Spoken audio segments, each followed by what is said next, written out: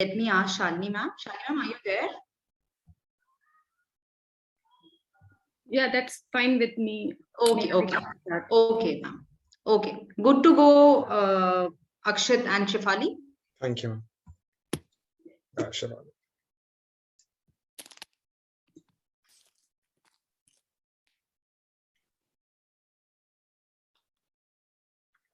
Yeah, Shefali edition starting in a minute. Will climate change soon feature on more patient charts? Yes, you heard that right. It may prove costly to combat and to adapt to climate change, as world records its first ever patient diagnosed with climate change. Good evening to one and all present here. Geography Awareness Week is annually observed across the globe in the third week of November to encourage young and old citizens to think and learn about the significance of a place and how we affect and are affected by it. On behalf of Ecosperity, the Environment Club of Shri Guru Gobind Singh College of Commerce, University of Delhi, we welcome all environment enthusiasts to this virtual commemoration of the Geography Awareness Week 2021 on the theme Understanding Climate Change from Different Perspectives, where we have with us proficient panelists from diverse pursuits sharing their outlook on the heated issue of the year. Before moving ahead, let's introduce you to our college. Shri Guru Gobind Singh College of Commerce was established in 1984 as a prominent institution that has specialization in commerce, economics, and business studies for the past 37 years and is well known for its academic distinction and brilliance. Our college has been accredited A grade by NAC, and as per India Today's ranking, the college stood on 11th position this year. Our college is set out to provide a humanistic, holistic, and liberal learning environment for the students with the purpose of stimulating and developing their intellectual, emotional, and social potential. It has skillfully handled its environmental duties and has encouraged us to do so. Immense support college provides to its initiatives like ours is another way of making a contribution towards the environment. A substantial number of green initiatives have been taken to create an environmental friendly ambience in the college. For instance, setting up a hybrid system of wind and solar panels, solar power lamppost, and rainwater harvesting storage tank. The installation of an e-waste collection bin, organic waste converter, and sanitary napkin incinerator has also been done by the college to ensure proper segregation and responsible recycling of the waste on the campus. The college also has a number of green spaces maintained around the campus, which not only adds to its beauty, but also fosters a connection between the students and nature. Ecosperity is a step forward in demonstrating our love for the environment. It reflects our belief that doing something for the environment and doing well must go together. Following its motto, from attitude to action, we strive to bring a positive change in the environment through our thriving efforts. The members keep their spirits up and continue on the path to bring about change and are confident that a small step can add up to a significant benefit for the betterment of the society as a whole. Before we begin with this panel discussion, I would like Dr. Neha Goyal, our convener, to extend her heartfelt greetings to our esteemed guest.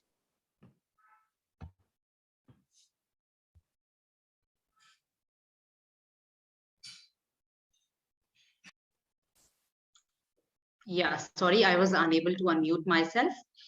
The motto of our college, Shri Guru Gobind Singh College of Commerce, is to behold all human race as one.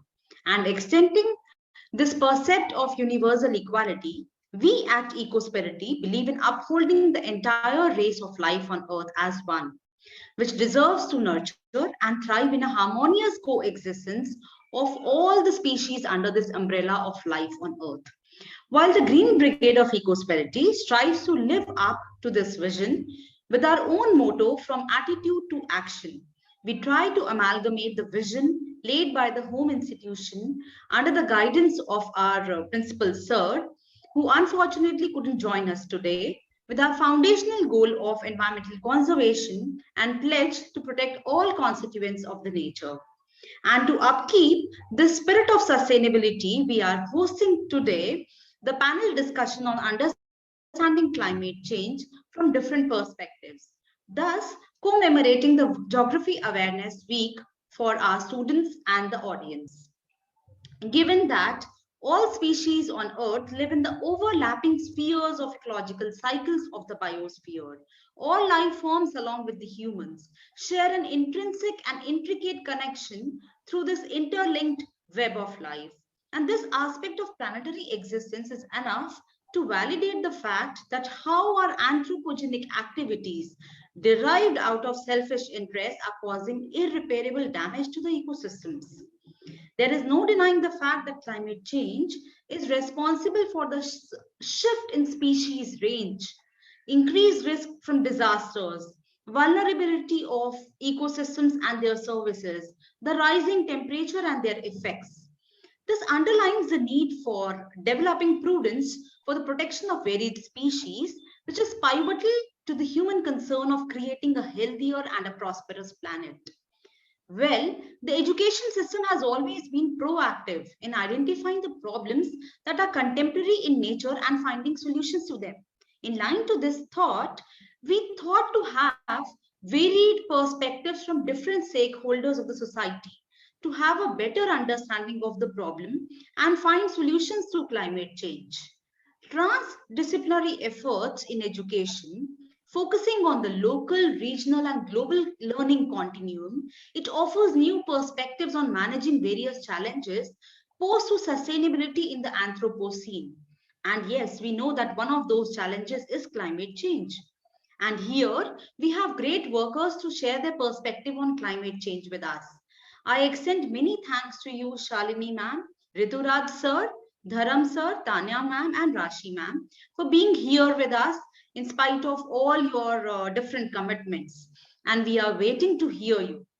Well, over to you, Shefali and Akshit, without any further ado. Thank you so much, ma'am, for your insightful and energizing words. We are overwhelmed to have you and our guests at this session today. We are extremely delighted to welcome our renowned panelists for the day, Dr. Shalini Dhyani, Mr. Rituraj Fukan, Mr. Dharam Singh, Ms. Tanya Isser, and Ms. Rashi Sirohi. We thank all of you for taking out time and being here with us today. It is indeed a pleasure to have you with us.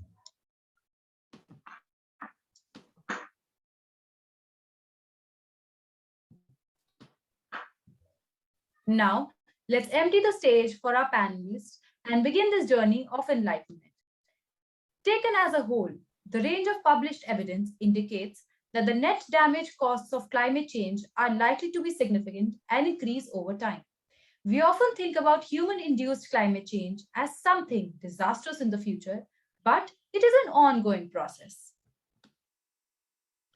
I would take this opportunity to introduce Dr. Shalini Dhyani. She is currently working as a senior scientist at the CSIR, Natural Environmental Engineering Research Institute. She has been South Asia Regional Chair for IUCN, Commission on Ecosystems Management, and has recently been on IPBES, lead author Global Thematic Assessment on Sustainable Use of Wild Species. She has earned her doctorate in forest ecology and PG diploma in biodiversity conservation. She will be offering a scientist's perspective today to enlighten the young learners on understanding climate change. She is truly an inspiration for many of us on how to grow in life and continuously keep learning. Now, we would request Shalini ma'am to embrace the young minds and share her valuable scientific insights on climate change, as well as her own experience of the Kedarnath floods, as she has closely witnessed the reality of losing life and property during the calamity, which seemed to have become the red alert for the planet.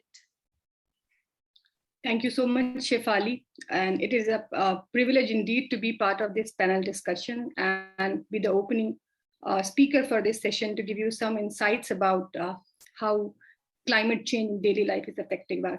It's much more than what we have been listening in daily print media, reading in print media, and also news channels. Glasgow COP has just ended. My experience are even more, with my age, in last 10 to 15 years, our family closely witnessed the incidences that we called as disaster and extreme climate events. And nicely narrated, Neha, also about living in harmony with the nature. This is something that we all, especially urban residents, have to learn if we actually want to understand that climate change is here. It's unprecedented and it might damage the way we are thinking, much more than that, what we are thinking. Uh, I know you all might be really bored with a lot of webinars every day. You all are working from home, studying from home in online classes. So I'll not burden you with a lot of statistics and jargons, but my idea is actually to make you aware about what's going on around with climate change, especially now it's no more climate change, but a lot of degradation, deforestation, biodiversity loss, closely linked with climate change. So I'll share a couple of slides with you. If the host can give me permission. Yeah. Sure. Yeah.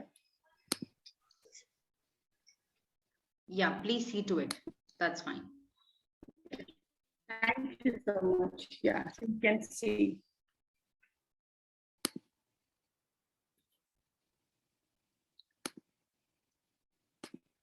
So before I start, my Kedarnath experience has been more touching experience because this happened in 2013. I was doing my PhD on Kedarnath Wildlife Sanctuary, and I was always knowing right from very beginning, like every year monsoons bring a lot of pressure on mountains. We have these landslides, and we also face flash floods almost every second year. Cloudbursts are more common now. But what happened in 2013 was unexpected when a cloud burst coupled with a lot of other cloud bursts led to massive floods in Kedarnath Valley coming down up to Haridwar and beyond. And our house was the last getting submerged in Srinagar Garhwal. And this was a really alarming situation because a larger part of our property was lost, our belongings were lost. But one of the most important thing that was lost during this climate tragedy was our memories in this house. So that was one face-to-face encounter with what we call as climate change. Now, in all these years and decades of work with biodiversity and climate adaptive solutions that communities are giving to us, I have been able to understand that right now, what we are facing, our coming generations, especially you all, and maybe even your coming generation will face in a very, very tougher way. Where I sit right now, and I am virtually online with you all from Nagpur, in 2000 faced one of the closest encounter with water scarcity when water was rationed for the entire city. And these are some of the small anecdotes that we are listening and facing. But now I'm sure Delhi, Chennai, or any other city in the country is facing these kind of incidences very often. Cities are the new hotspots of climate change. And if you see all these global negotiations, agreements, discussions, dialogues happening, are actually directly or indirectly talking about climate change or biodiversity loss. It's a very cross-cutting theme. We are all seeing the politicians and the kind of decisions they're going to take or they are taking on our behalf in these international panels and agreements. Glasgow recently concluded, and you know that it went ahead than what it was expected for almost 2 more days. And we started with a talk about 1.5 degrees centigrade. We need to reduce and keep our temperatures below 1.5 degrees centigrade. The increase should not be more than 1.5 degrees centigrade. But when we concluded with the Glasgow COP, we know that we ended with 2.7 degrees centigrade. Something, and this is something for students like you who are coming from other than science background, maybe a little tough to understand what is this entire theory of 1.5 degrees centigrade, 2.4 and 2.7 degrees centigrade. So this is giving you an idea like what's globally happening right now. Apart from climate COP, the recently virtual Convention on Biodiversity COP that was discussing and deciding on beyond 2020 agenda, the post biodiversity agenda, 2020 agenda, the discussions were in Kunming, China, and they were also talking about eco-civilization, living in harmony with nature. So overall, there is a clear consensus that living in harmony with nature can give you some way when we talk about that we will be able to keep our climate change under control. Now, these are the Panchamrit strategy for climate change, what our Pradhan Mantri ji declared on the very starting of Glasgow Convention COP meeting. And they talked about the power sector, forest, emission reductions, carbon emission, and net zero target.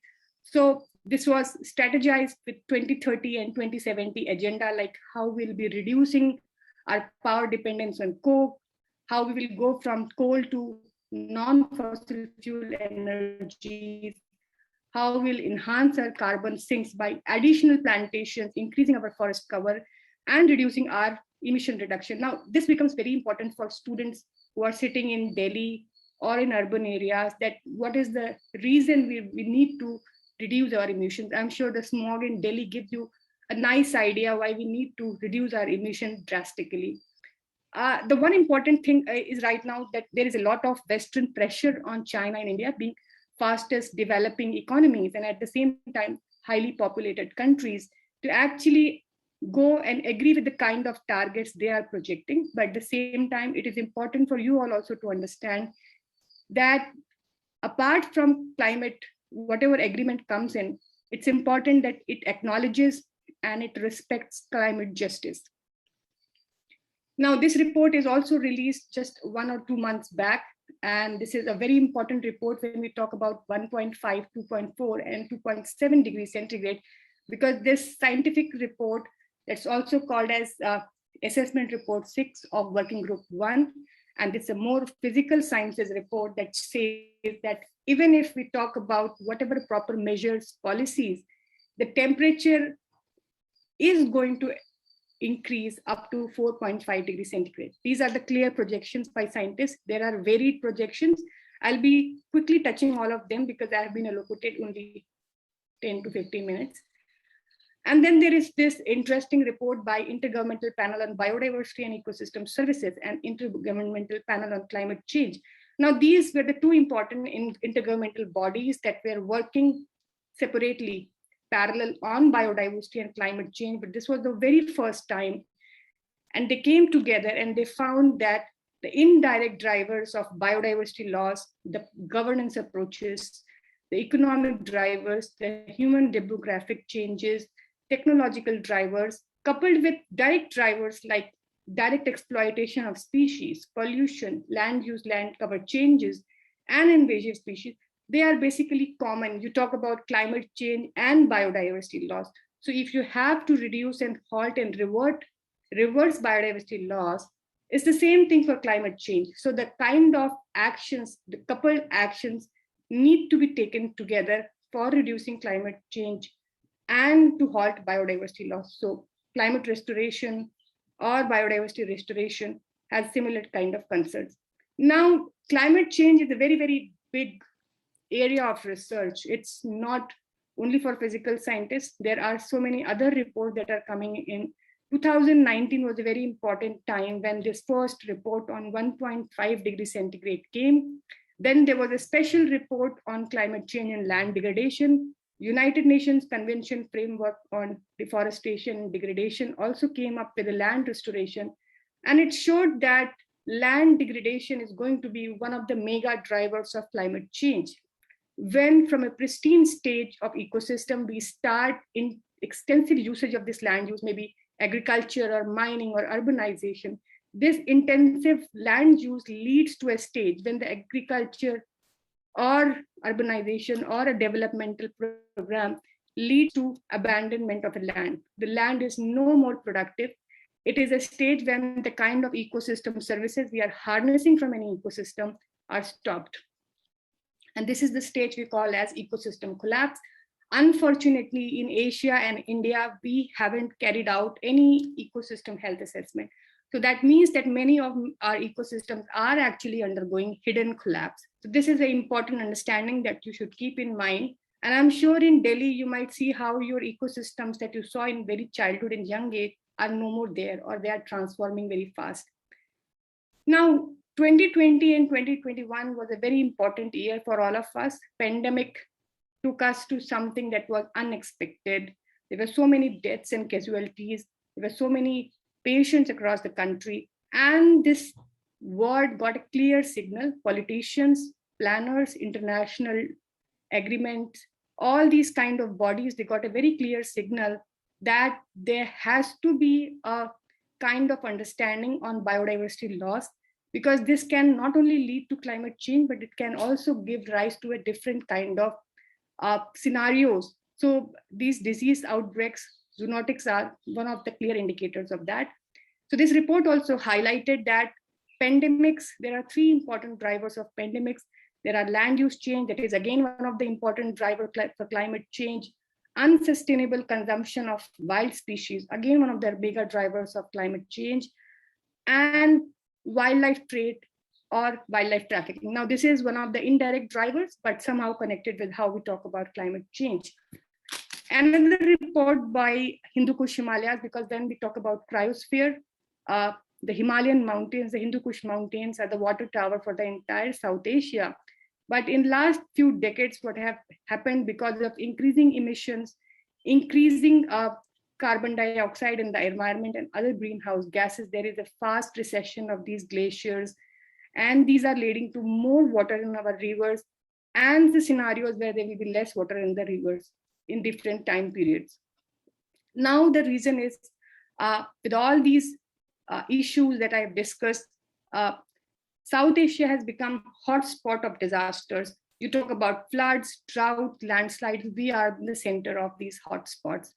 And third of these disasters are floods. And the second important alarming thing is that these disasters are changing their territory from natural areas to more urban areas. So urban areas are the new hotspots of disasters, and women are more susceptible for these disasters. So what can be the strategies of managing uncertainties?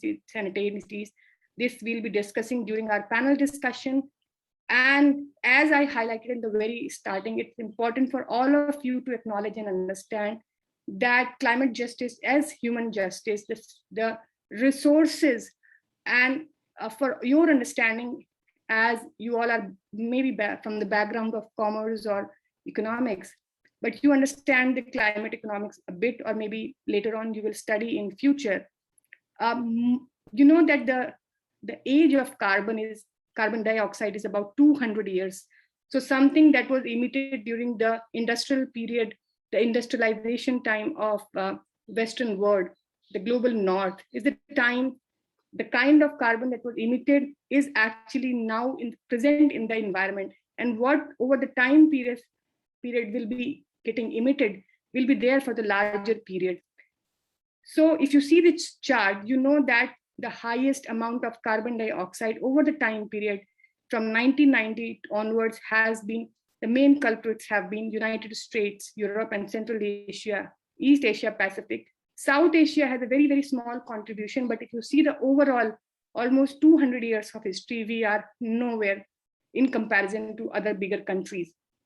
And if you see the highest carbon dioxide polluters per capita, you'll find that India doesn't stands here, maybe because of the higher population we have. And somehow India is being termed as one of the 10 biggest polluters of the world. Now, in terms of per capita carbon dioxide emission, this data clearly shows that we are nowhere. Our larger population of the country is still out of development and needs development. And for development, we might need to emit a little more than what we are emitting right now. Obviously, we will be targeting more from cleaner fuels and technologies. So it's important that we understand that our own carbon footprint, our own ecological footprint, our own water footprint. And I'm happy to see how your college has actually got a lot of these things, the solar, the rainwater harvesting, the greenery, and somehow UGC indirectly is trying to inculcate this habit of understanding climate change, understanding your carbon and water footprint at a very, very college level.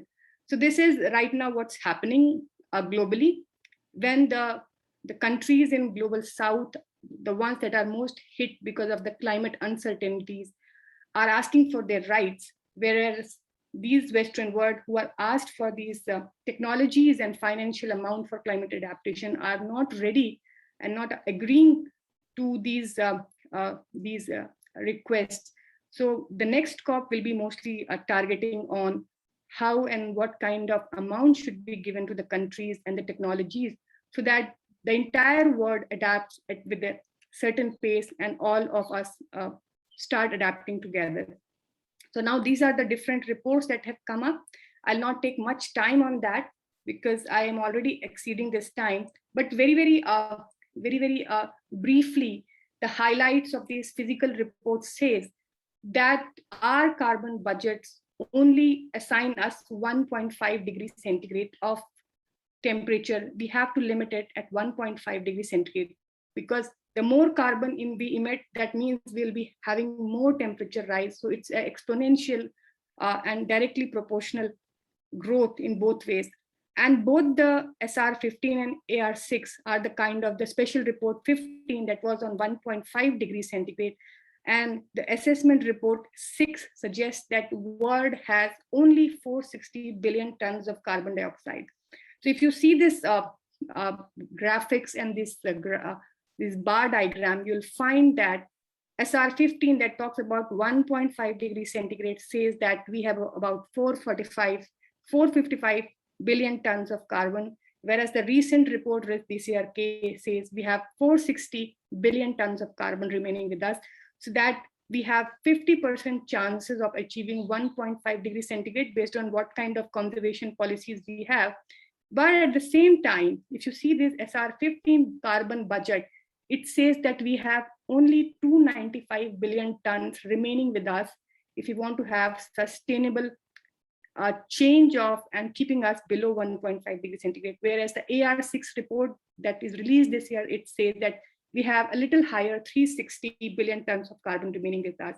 This means that if we don't take enough measures at local level, I must say it again, at local level, at individual level, we will actually exhaust the remaining carbon dioxide budget in just 11.5 years. So that means the scenarios that we are projected will be achieved in lesser time. So the targets like 2050 and 2070 will be a kind of a futile exercise. So this is again something that we'll be discussing in the panel discussion for students who want to know a little bit about RCPs.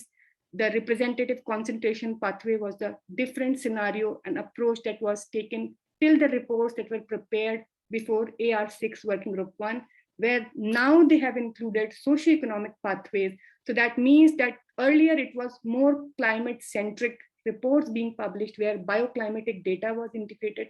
But now socioeconomic challenges, your livelihood, your education, this will again go into this modeling exercise to ascertain what kind of scenarios you have. So India has challenges. The first important challenge is to limit ourselves at 1.5 degrees centigrade. The second important area is understanding that our forest cover is getting lost very fast, very rapidly. And if we don't conserve our forest areas, if we don't conserve our tree outside forest areas, that means urban forest, blue spaces, your wetlands, your aquatic, beautiful wetlands in the cities, it will be an alarming situation for many of the cities. Renewable energy source has to be increased. India itself has one of the pioneers when you talk about clean energy, but again, seeing our population, it has to be increased. And then the challenges are enhanced climate adaptive agriculture in the country. So that means having some kind of technological interventions in how we rear our livestock, how we do our agriculture, especially rice, and population growth and health, technology upgradation, economy versus environment will be some of the important discussions that we'll get to hear. India already has its national mission on climate change that has 8 important areas. So you can see that Himalayan ecosystem, solar mission, sustainable agriculture, greening India, energy and sustainable habitats are some of the cross-cutting areas that India is right now talking about, and not only talking about, having a clear implementation from the very local level. So with this, I think it will be good to have a good start with this kind of intervention and understanding on what we have right now in the plate and how we can go ahead with it. Thank you so much, ma'am. We fall short of words while thanking you, ma'am. Your views have brought new insight to our perspective on climate change. Thank you so much, ma'am. Moving on with this grave discussion, to bring out the concurrent reality of impacts on the life of residents, which could be deciphered with par excellence by our second panelist, Mr. Dadaram Singh. He works in the Administration Department of Environmental Studies, University of Delhi. As he's currently airing organic agriculture in Uttarakhand, he wouldn't join us live today. So let's dive deeper into the discussion through a short video wherein he has explained the complexities that locals confront as a result of climate change and how organic agriculture can help us tackle climate change by reducing greenhouse emissions.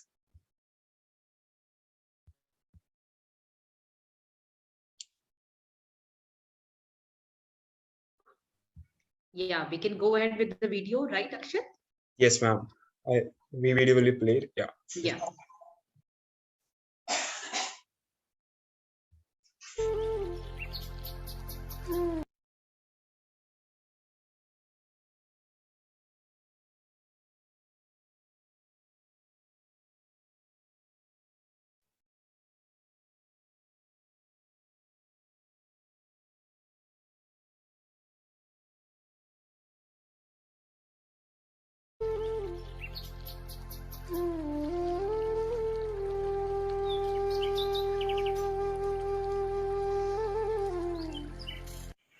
Good afternoon, everyone. Respected principal sir, teachers, and convener Dr. Neha Goyal, Ecospirity, the Environment Club, and all respected invitees and dear students. A very good afternoon to you all. I would like to say thanks to Team Ecospirity and the Environment Club, Sri Guru Gobind Singh College of Commerce, University of Delhi, for inviting me for commemorating Geography Awareness Week in the college. As you know, basically I am from Almora, Uttarakhand. Therefore, I would like to brief you about my village Dadmi.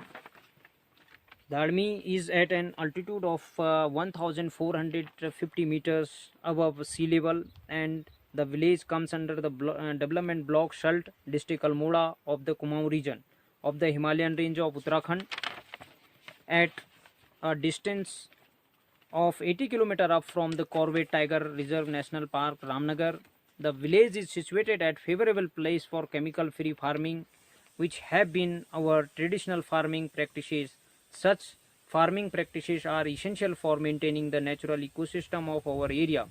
Due to continuous migration from the village, the cultivated lands are being barren, whereas all the farms are free from any synthetic chemicals and pesticides. तो इस प्रकार हम आज के अति ज्वलनशील मुद्दे पर आते हैं, जो कि पैनल डिस्कशंस में मेरे को दिया गया था, impact of climate change in my area.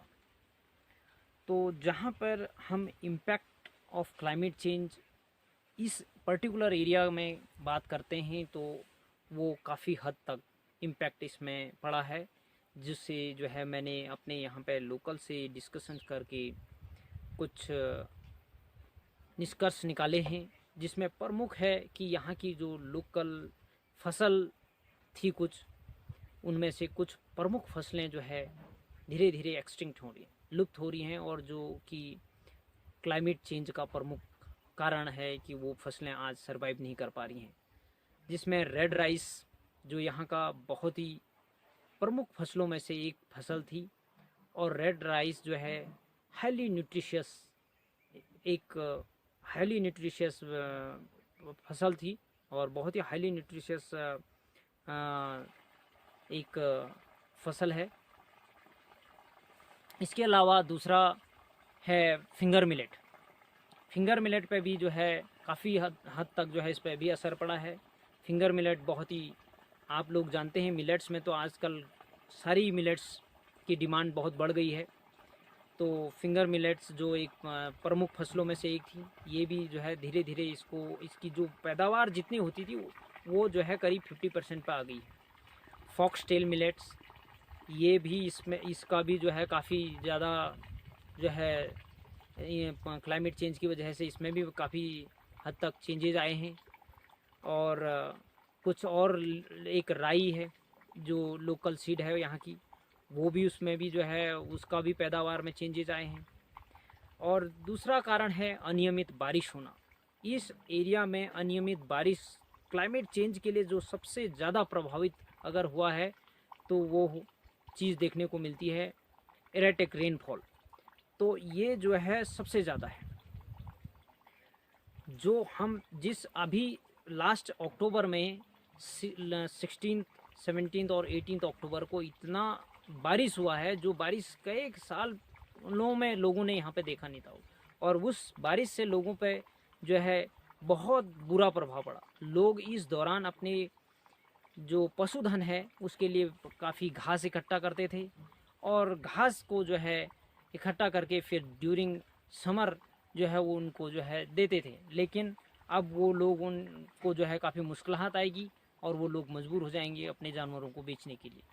तो ये भी यहाँ का लोकल जो है इस तरह की परेशानियों को फेस कर रहा है और उसके जो है फेस इस तरह के प्रॉब्लम्स अगर फेस करने पड़ते हैं तो वो धीरे धीरे फिर वो अपने लाइफ स्टाइल में जो है चेंज करता है। तीसरा है टेम्परेचर। जो यहाँ का टेम्परेचर नॉर्मली 15-20 साल में जो टेम्परेचर होता था वो पूरा सभी सीजनों में 2-2, 4-4 डिग्री अभी ऊपर बढ़ते जा रहा है। जो जून में अगर 30 रहता था तो वो जिस टाइम पे वो 32 से ऊपर जा रहा है। और वैसी विंटर में भी है, विंटर सीजन में वो 2-2 डिग्री ऊपर है। तो अभी मैं अभी का बात कहूँ तो यहाँ पर अभी बहुत ज़्यादा ठंड होनी चाहिए थी, लेकिन उतना ज़्यादा महसूस नहीं हो रहा है जो जितना हम पहले 8, 10, 15 सालों में पहले किया करते थे। तीसरा है अनियमित बारिश का होना। जो बारिश जो है अपने समय से नहीं होती है। और चौथा पॉइंट यह है कि जो हमारे टेम्परेचर है, टेम्परेचर में भी बहुत बदलाव आया है। टेम्परेचर में हर सीजनली अगर हम बात कहें तो 2 से 4 डिग्री सेल्सियस जो है ऊपर बढ़ा है। अगर हम जून जुलाई में देखते हैं तो यहाँ पे जो है टेम्परेचर जो अगर मैक्सिमम 30 जाता था तो वो जो है अभी 34 क्रॉस कर जाता है, 34 to 36। एंड ड्यूरिंग विंटर भी जो है उसी इस सीरीज़ में जो है वो जो है 2 डिग्री और 3 डिग्री जो है ऊपर ही दिखने को मिले। यहाँ के लोग कभी तो टेम्परेचर क्या करते थे, फ्रिज यूज़ नहीं, रेफ्रिजरेटर यूज़ नहीं होता था, कोई भी किसी भी प्रकार का रेफ्रिजरेटर यूज़ नहीं होता था। तो ये धीरे धीरे जो है क्लाइमेट चेंज की वजह से लोग जो है ये अब इन चीज़ों की सुविधा इस तरह की सुविधाओं के लिए की ओर भाग रहे हैं, जबकि नेचुरली यहाँ पर आज से 15-20 साल पहले ये इस तरह की किसी भी जो है आवश्यकता नहीं थी। तो ये भी एक बड़ी समस्या की बात है। अब बात करते हैं कि हम इन परिस्थितियों को लड़ने के लिए हम क्या कदम उठा रहे हैं। जैसे अब मैं अपनी बात कहूँ तो कि मैं इसके लिए क्या कर रहा हूँ। मैंने 2018 में एक प्रोजेक्ट लिखा था for establishing organic farming in my village. तो सबमिट किया था एग्रीकल्चर डिपार्टमेंट उत्तराखंड गवर्नमेंट को और उन्होंने सैंक्शन किया। तो मैं एक प्लेटफॉर्म तक इसको लाने में अभी सक्षम हूँ। दूसरा, हम वाटर कंजर्वेशन के लिए जो है गड्ढे कर रहे हैं। कुछ जिन जगहों पे लैंड जो है बैरन होगी, लोग प्लान कर रहे हैं और वहाँ पर हम इतनी सिचुएशन ऐसी है कि हम जो है वहाँ पे खेती नहीं कर पा रहे हैं, तो हम वहाँ पर जो है उन खेतों में जो है बड़े बड़े गड्ढे करके और रेन वाटर ताकि उसको सींच लें और एक बड़ा रेन वाटर हार्वेस्टिंग भी कर रहे हैं वहीं पे और उन गड्ढों को ताकि वो उसको सींच ले और जो है हमारे जो वाटर सोर्सेस हैं वो दोबारा से जो है रिचार्ज हो जाएं। और दूसरा, फार्मिंग को बढ़ावा दे रहे हैं ताकि अपनी लोकल सीड्स को बचा सकें, लोकल फार्मिंग की ओर वापस आके अपने जो है क्रॉप्स को वापस ला सकें। और प्लांटेशन हम कर रहे हैं यहाँ पे। तो इस तरह के हम कार्य कर रहे हैं और मैं सभी लोगों से भी यही आग्रह करूँगा कि जो है ये पृथ्वी में जो है रहने के लिए हमको पहले पर्यावरण चाहिए, वातावरण चाहिए, फिर जो है हमको पैसा और ऐशो आराम चाहिए। अगर हमारे पास पर्यावरण वातावरण ही नहीं रहेगा, पानी ही नहीं रहेगा, तो हम किसी भी चीज़ को ये एक नेचुरल, एक प्रकृति द्वारा दिए गए ऐसी वस्तुएं हैं जिसे हम जो है खरीद नहीं सकते। तो इस आज के पैनल डिस्कशन से मैं ये मैसेज देना चाहूँगा सभी लोगों को कि आओ और साथ में हम इस सुंदर पृथ्वी को बचाएं और आगे की पीढ़ियों को एक सुंदर वातावरण देने की पूर्ण कोशिश करें। अब हम आपको अपने एक सीनियर ताऊ जी से रूबरू कराएंगे जो प्रिंसिपल रिटायर्ड हैं और उनसे पूछेंगे कि उन्होंने अपने समय में अब तक क्या क्या क्लाइमेट चेंज, क्या क्या पर्यावरण परिवर्तन अपने इस एरिया में देखा है। तो ताऊ जी, पहले हमारा इस एरिया का पर्यावरण कैसा होता था और आज की डेट में अब क्या आप उसमें चेंजेस देख रहे हैं? बोले ऐसा है, पहले जो हमारे वहाँ मतलब जो पर्यावरण की स्थिति थी बहुत अच्छी थी, फसल होती थी जी हैं, धान झुंगरा मडुआ जी भाट गहत, यस ये अच्छी फसल हो जाती थी जी जी हैं। जी आज उस पर्यावरण मतलब इतना प्रदूषित हो गया है, पानी पर्याप्त मिल जाता था पहले, आज पानी के सारे स्रोत जो हैं बिल्कुल सूखे, जो पारंपरिक स्रोत थे हमारे जी जी हैं जी और फसलें जो है मतलब भाट गहत मडुआ झुंगरा जी ये बिल्कुल ना के बराबर हो रही जी हैं। उसके बाद बाहरी मतलब घास ने हाँ आक्रमण हाँ कर लिया हाँ, है, जो इन्वेजी प्लांट्स हाँ, हैं। हाँ जो जी पतझड़ हैं जी जी और पानी के स्रोत जो हैं वो धीरे धीरे सूखते जा धीरे रहे हैं। धीरे बिल्कुल उसका समाप्ति की ओर उसका एक कारण ये भी है, जो लोग प्लान कर दे रहे हैं और खेत जो है बंजर भी हो रहे हैं, तो पानी बारिश होती है लेकिन बह जाता है। हाँ, ये भी एक कारण है जी जी और इसके लिए भी बहुत सारे कारण हैं। जी जी मतलब इसके पीछे खेत बंजर के हो गए, एक तो प्लान हो गया है, प्लान हो गया, बेरोजगारी हो गई, बेरोजगारी हो गई। दूसरा ये जो गवर्नमेंट की स्कीम थी बैलों पर जी जी प्रतिबंध लग गया, जिससे लोगों ने भयभीत होकर बैल नहीं पाले पहले हैं। जी जी उससे भी खेती आधी जो लोग घर में थे वो तो करते, जी जी लेकिन तो उससे भी वो चीज हटी तो पर्यावरण पर उसका भी फर्क हाँ, पड़ा। बिल्कुल पर्यावरण पर उसका बिल्कुल असर पड़ा। क्योंकि हमारे यहाँ पर पहले से झुंवर होता था, वो आज एक लाल धान होता था, हाँ, लाल धान होता था जिसका चावल जो है खाने बहुत ही में बड़ा- पौष्टिक, बहुत पौष्टिक था और खाने में इंटरेस्ट था उसका। जी जी जी उसकी जो माड़ भी निकलती थी वो भी मतलब बहुत कैल्शियम रिच होता था, कैल्शियम युक्त थी। जी जी जी जी तो अब धीरे धीरे मतलब आपको ये लग रहा है कि पर्यावरण उस टाइम से और आपके टाइम में काफी चेंज हुआ है। बहुत चेंज हो गया हमारे टाइम में। मतलब मैं ये 15 साल पहले की बात बता रहा हूँ जी जी कि 15 साल पहले हमारे यहाँ मतलब झुंगरा धान मडुआ बहुत पर्याप्त मात्रा में मिलता था। आज हम उसके लिए तरस रहे हैं, 1-1 किलो लेकर के मोल खा रहे हैं कहीं से। जी जी जी हैं? जी तो इस प्रकार ये अपने आप इतने चेंजेज आ गए हैं, बहुत चेंजिंग आ गई। हाँ काफी चेंजेस हैं और पानी के स्रोत तो बिल्कुल ऐसे हो गए कि हाँ धीरे धीरे आए दिन सूखते जा रहे हैं। 10-10 20-20 किलोमीटर दूरी से पानी आ रहा है गाँव में, वो भी मतलब। अच्छा ताऊ जी, एक बड़ा क्वेश्चन ये है कि क्या आप थोड़ा टेम्परेचर में भी बढ़ा हुआ समय देखते हैं कि पहले जैसे जून जुलाई में इतनी गर्मी नहीं होती थी और अब उस समय में ज्यादा गर्मी लगती है? टेम्परेचर भी बढ़ गया है। मैं ये है अपने मकान की बात बता रहा हूँ। मैंने जब हमने सन 76 में ये मकान बनाया यहाँ पर जी, तो हमने पंखे की बात तो सोची नहीं थी। इतना ठंडा था और कोई फ्रिज नहीं होता था। मई जून के महीने में भी यहाँ मतलब ठंडा होता था। हाँ जी। लेकिन आज ऐसा है कि जाड़ों में भी वो ठंडा नहीं है, गर्मियों में तो पंखे की जरूरत पड़ रही है। और जबकि हमारा अल्टीट्यूड है 1500 मीटर समुद्र लेवल से ऊपर।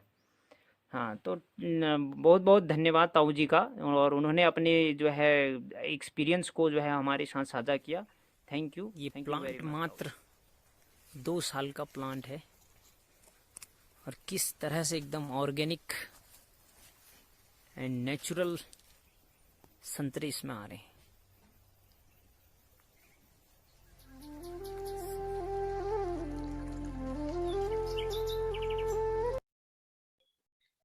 Well, I must acknowledge his contribution. He is a true environmentalist in his own sense. Because while I was doing masters and PhD at the department, he used to help us with so many administrative stuff, and he used to aid us during practicals of masters. But I would say that it was worth learning from him, that how whatsoever he learned, the concepts he learned being at the department, he tried to transcend that information to his village. He always used to tell us stories about CFL tubes being incorporated, being the local people of Uttarakhand being sensitized towards energy conservation through the use of CFL tubes. He used to tell us, इस बार मुझे 10 लोगों ने order दिया है, इस बार 20 लोगों ने order दिया है, मैं दिल्ली से लेकर जाऊंगा उनके लिए.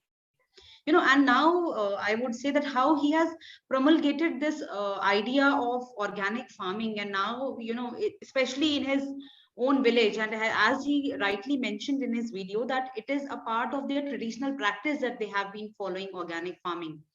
So basically, you know, we are in the phase of learning, unlearning, and, you know, relearning the environment. And we are really grateful to have his video here being played here.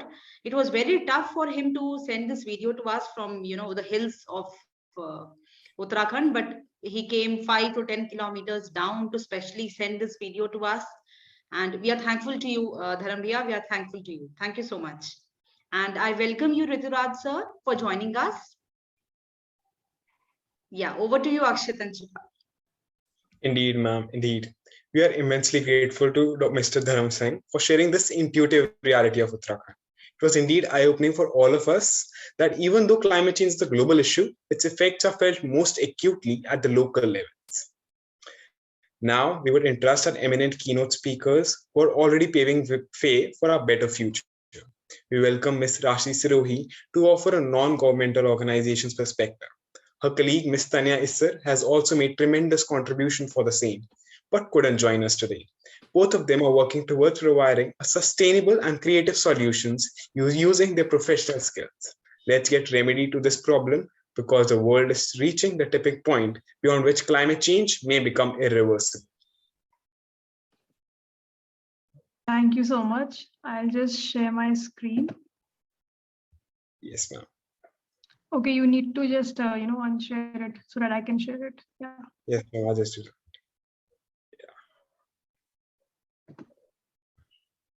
Amisha, please take care. Is it visible? Yes, ma'am, it is. Okay, great. So good evening to one and all present here. First of all, thank you so much, all of you, and especially Neha ma'am, for giving me this wonderful opportunity to connect, especially with the youth, the upcoming youth of this country, and the enthusiastic people around. So it feels so good to connect with them and to give them a brief like what's happening around the globe and what we are trying to implement on ground as per our skills and expertise. So basically, it's a very interesting panel discussion, and it has taken its course organically, like how Shaili ma'am has explained her experience during the Kedarnath time, and how the entrepreneur from Uttarakhand coming right from the land of hilly areas is explaining his contribution. So basically, now I'll take you through the possible and the potential solution which we try to implement on ground with the Uttarakhand local community. And this was the attempt which Development Alternatives did in collaboration with other research institutes as well as the education institutions. This was a project that started in 2016 and it just got ended in this year itself. So as you can see, the title for this project was the Design and Technologies for Disaster Resilient and Environmentally Responsible Buildings, especially in the mountain regions. So today I'll be focusing on three most important aspects, that is your resource, livelihoods, and disaster resilience.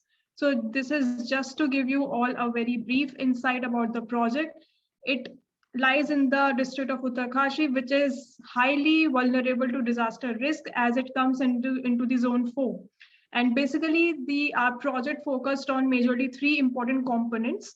First, the community building in Kamad village. So Kamad is a very small village which is located in Uttarkashi district, and it is around 50 to 60 kilometers from Uttarkashi itself. And it's a very small hamlet. It's not known by the tourist or by the people. So it is still under the development stage. And this was the attempt which we did for the upliftment or to make it Atmanirbhar in its own way. The second was the ecotourism homestays in the Kamad and the Bagi village, the surrounding clusters of the village, and in which we trained the people, the community people, and we gave them hospitality training so that it develops itself into a form of homestays, and these people have some sort of ownership, resulting into the employment and revenue generation. The third is the residential building in another village, that is the Siror village. So all these three villages are very close to each other, and we gave lots of trainings in various technologies about which I'll be explaining further. So just a brief, like what exactly is happening in Uttarakhand. So you people have already got an idea from our two panelists. So one is the most important, that is the need for disaster resilience, because the, like, just to give you an idea in terms of the figures, the average economic loss was about INR 2545 crores as per the 2019 disaster risk report, which is a huge loss. The second important component is the need for livelihood generation, because as ma'am has also mentioned, during COVID, like what massive destruction has happened in Uttarakhand. And most importantly, due to reverse migration, almost 20,000 people returned back out of 70,000 in Pauri Garhwal, as per the Indian Express ground report. And this third is the very crucial important, that is the need for resource optimization, because it is anticipated that the tourism infrastructure is expected to increase 3 times by 2030. This means it is the increasing consumption of cement is highly, it is increasing a lot in mountain regions, and due to which it is affecting the carbon footprint, the local community, the flora fauna, and most importantly the fragile ecosystem of the Uttarakhand. And it is also majorly because of the low awareness about how one should utilize the consumption, how one should use the efficient resources within the community. So this is also one of the major reason about this particular factor. Now, this is basically a glimpse of interventions which we did on ground with the community. So taking you step by step through all these 4 figures. Firstly, what we did was we introduced the low carbon resource efficient building materials and technologies. For example, we introduced the mud bricks, we introduced the door window technology, the roofing technologies, and your building material technologies. So I'll further explain you in detail about these.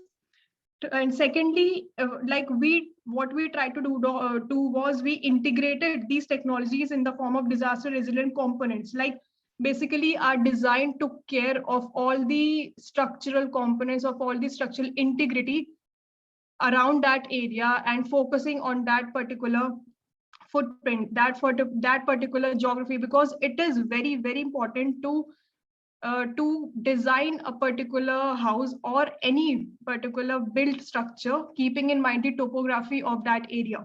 Hence, you can see like what has happened in the Kedarnath tragedy and how ma'am has also explained her own experience.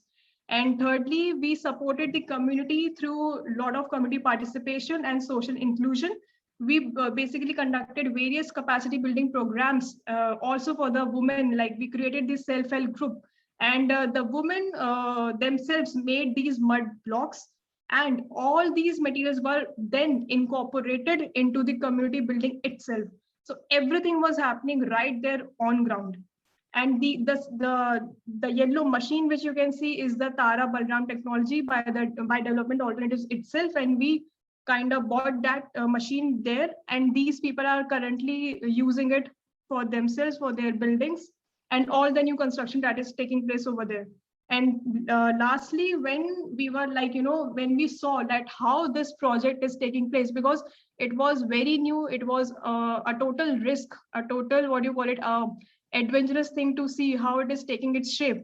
So then based on the performances, based on the training programs that were given, we gave sense of ownership, and like in the form of what you can say, we set up the enterprises, or small micro enterprises of all these units, of the mud bricks, of your precast products, of your pine shingle for the roofing system in the village itself for the villagers. So, and these people were further trained in Dehradun also for like how do you build the roof and all. So all this is just a crux of it, because the project is very huge, and keeping in mind the time slot, I'm trying to be as much specific I can. So we can also have a detailed discussion later on. So then what exactly was the criteria. So I'll try to explain to you in a very simple language. For example, the brown one means what we wanted to achieve, and the black one means how we should achieve it, or how did we achieve it. For example, if I want to achieve the aspect of affordability, so I need to take care of the cost of the construction of building element and its maintenance. Or, for example, I want to achieve the target of job creation or your local economy component. So I need to see that how the people are getting the jobs, how these people are getting trained, how the entrepreneurs are getting formed out of the local community or local economy, keeping them self-sustained and self-reliant. And this is just the assessment. I won't go further into these details. I can explain if the need be later on. So this is just to give an idea that what is the comparison going on between your red bricks. So the red brick means the red bricks, which you all can see, the one which we use in our own houses. And the stabilized compressed earth block means the mud bricks. So you can see the footprint of it. It's such a drastic differences there between these two. For example, these two technologies. Like just to explain a bit, if I want to see the component of thermal comfort. So I won't achieve this a lot in my red brick, but I can achieve this thing in the mud bricks, the thermal comfort means. So the bigger the plot area, the more balanced its shape. So the more sustainable the technology is. This is the simple, the logic to understand these graphs. And this is the final outcome, the final picture. So for example, these are the 6 technologies. Step by step, I'll start from the left. The pine wood shingles. So you can see this is the truss. The truss is one of the roofing element which we use to construct the house, especially in the hilly areas. So this is being built by the community itself, and these people were trained by the Forest Research Institute, Dehradun. Like we took the carpenters over there, they got trained, they came back, they practiced the same thing in their own villages. The enterprises were set up over there, and these shingles were then used in this building itself. So you can see the amount of carbon footprint. Like it's an attempt, like how much can you control it? I won't say like we have achieved it to a maximum limit, but an attempt to control it in a manner. For example, and the second is your precast concrete plank and joist roofing. So this is also one of the roofing technology. It reduces the consumption of cement and concrete, unlike our normal roofing system, like how we see it in our own houses. This is a very modular way to do it. And this particular technology is also being produced by the entrepreneur whom we trained, and he is based in Uttarkashi. So everything was coming from 50-kilometer radius. So this is also one of the attempt. And your third is, if you can see, there is a band-like structure in the bottom, and it is a very interesting concept. So the building is kind of divided, like there are 2 parts of the building, but from the foundation, it is being tied. Even if the earthquake comes, so the entire building won't collapse or just fall down, but it will like kind of move together in a proper manner. So this is also one of the major thing which technologies kind of lack in mountainous region, and the major reason behind the earthquake. So this was an attempt in the design which we followed as per the structural guidelines. Yeah, and on the right, you can see the concrete blocks are being made on the site itself. So it was a demonstration. One part of the building used mud bricks. Other part of the building, you can see, used the CB, the concrete block. And then the assessment criteria were being followed. And your fifth is your precast door window frame. So the attempt was to keep the building as much light as possible, rather than just loading it into a very heavily structured or heavily weight structure. And your last is the compressed earth blocks, the mud bricks. So the soil was procured from the local areas itself. It was not getting somewhere out of the box or getting somewhere from other part of the city. It was a local soil of that village, and a graphical representation of the same. So below you can see all the 6 technologies along with a color code. and how it is being implemented in the building itself. The random rubble masonry, the earth block masonry. So just for everybody's understanding, random rubble masonry means your stone masonry. Like in Pahadi language, it is known as Ar Par Patthar. So you use the local stone of that area along the riverside area, and you break it down, and then these people constructed that particular build like the walls of it. So you can see the breadth, and followed by the other technologies. So this is like I have already explained a bit about all these. I won't go into much detail because these are very, you can say, very architectural terms or structural terms. So these are just the specialities of this particular community building. And sum up, like we did the production training, we did the construction training. These people got trained. They used the same techniques in the building itself. And then lastly, the entrepreneurs were trained, like those enterprises were being set up. So you can say on your right, on the right, you can see there is an enterprise setup of your precast products, and the same person is supplying all these products to our building. And similarly, other enterprises were being set up in that area itself. This is the final look of the building. So this is just a very brief strategic framework, like, what could be what was the approach and what were the challenges. For example, like it is very important that we encourage uptake of these techniques by local community, the policy and the fiscal support for, so that people adopt these building hubs or these building technologies. Because once the project is done, the major challenge starts right from there, that how people have, accepted these technologies, or if the new construction is happening, are they using the same technologies, or are they still going into the concrete or the cement one? So still we are in the process of, assessment stage once the project is being done. And during COVID, this community building was used, by the quarantine people who were migrating back to their villages, and it was a very great help to them during that time. And we conducted a lot of trainings in this building itself. So very interesting last technology was, you can see in the green, there is a green tank. It is a Jal Tara filter, another technology by development alternatives, because the water is not at all suitable for drinking purposes. So we installed that filter. The community people were trained. Thus, there is a school right next to this building. The children were being trained. They were being understood that, what is the importance of all these components, or how as a young child, as a youth, how they can take care of their village, of this building, and of the people around them. So that it was also one of the small trainings that we did. And lastly, one of the approaches, how do you incorporate all this into a circular and resource efficiency model, and how do you build the local strength of the people, hence resulting into sustainable livelihoods.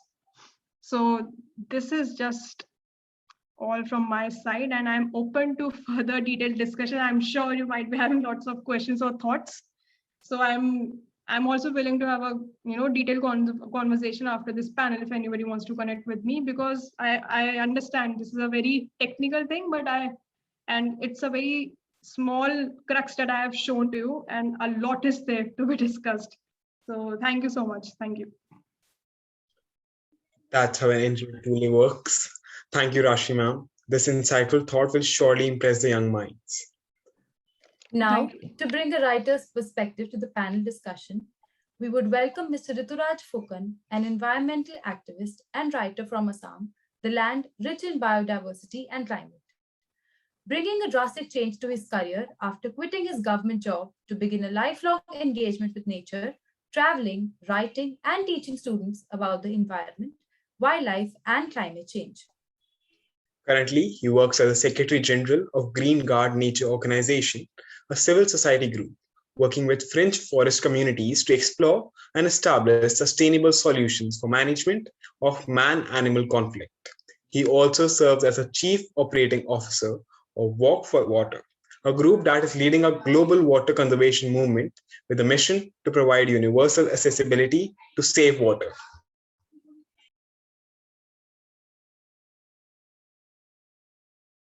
Can I start? Yes, sir. Yes. All right. Thank you so much, first of all, for having me here. And uh, congratulations to Ecosperity Environment Club of the Guru Gobind Singh College of Commerce, University of Delhi, for organizing this. Uh, am I audible? Is it all clear? Yes, sir. You're audible. Yes, sir. Perfect. Okay. Thank you. And this is a very interesting conversation. Of course, I've been hearing, listening to all the brilliant presentations that has, absolutely been spot on about the science and about all those initiatives that are happening in many places. Uh, as some of you know, I just returned from Glasgow I was there for the COP26 and had a so-called ringside view of the proceedings during my time over there. Uh, the writer's perspective, that is such a huge story because I have always believed that climate change is about the people. It is more of what human impacts that we need to now really focus on. And as some of the speakers have said in the beginning or before me, the world is slowly shifting uh, towards understanding how people are being affected. If you look back at what was happening in the previous COPs, it was, or even the kind of economic, um, development model that we have chosen, it's always about GDP and all numbers, but more and more people are realizing that it is about the human impact. So as a writer, I found so much happening all around me. Right from the day I started my journey to meeting people on the plane who were headed the same way. You must realize that there were about the 20,000 or more people who arrived at Glasgow for the conference.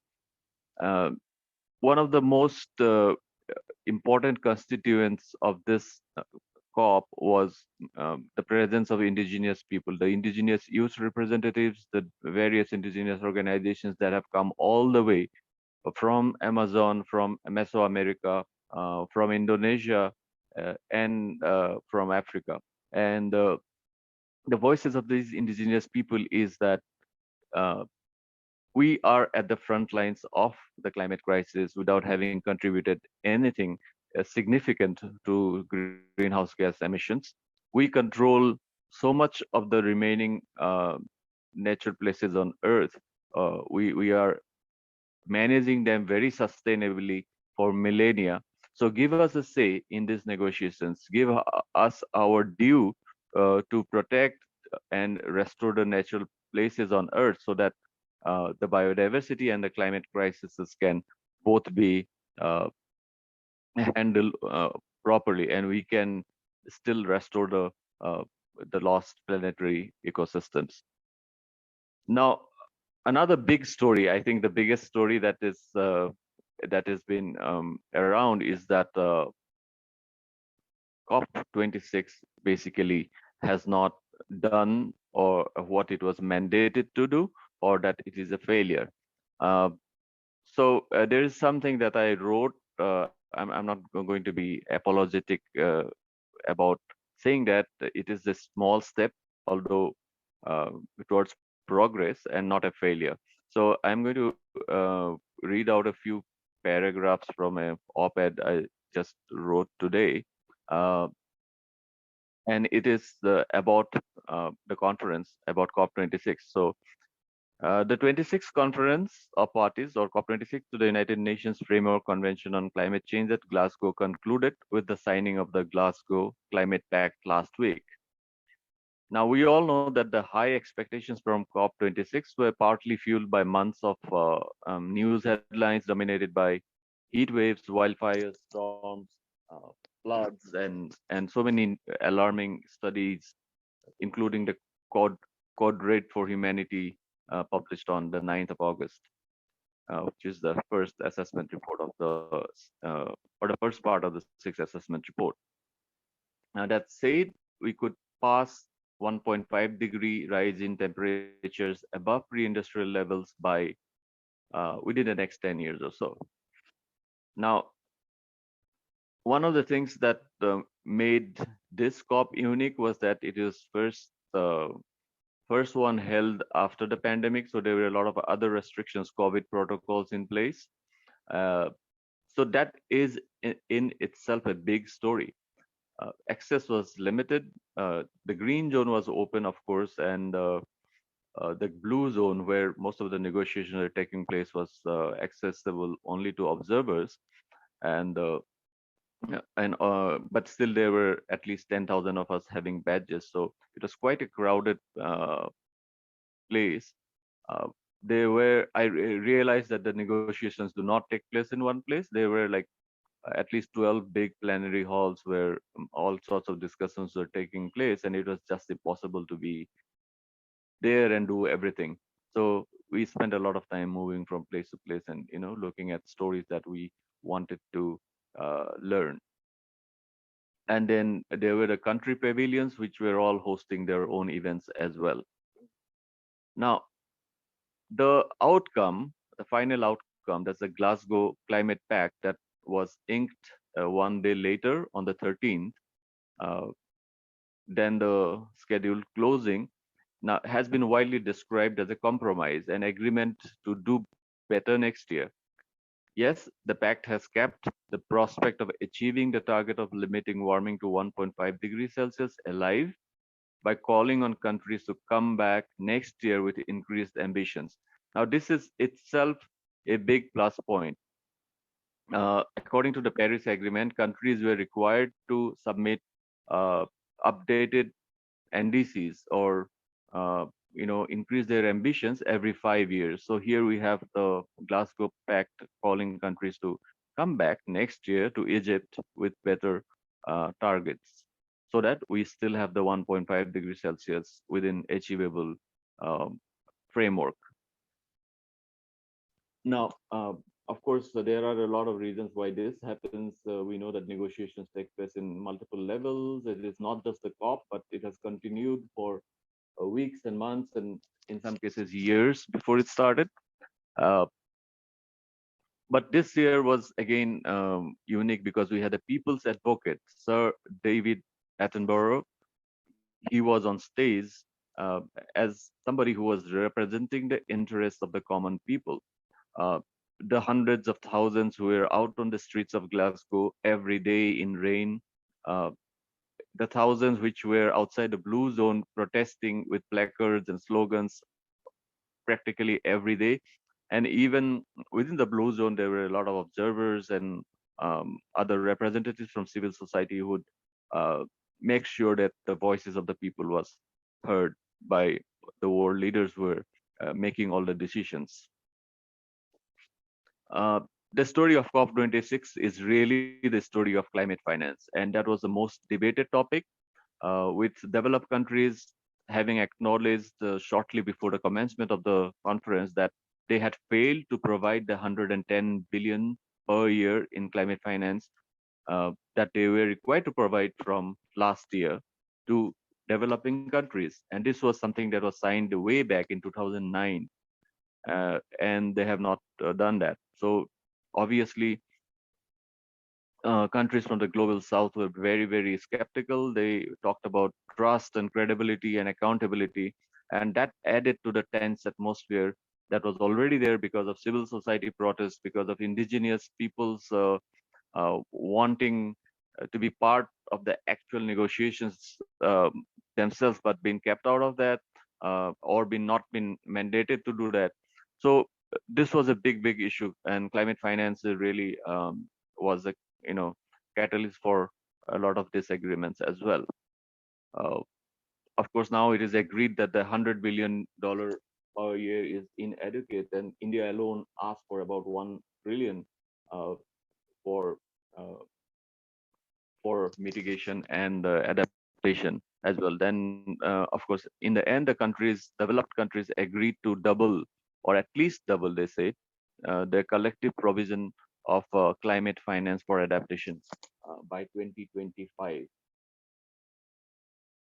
there was another big issue, and I think this is something that it will be heard over and over again, and it resonates with what is happening in India with extreme weather events, people at the front lines of storms and floods and the water crisis.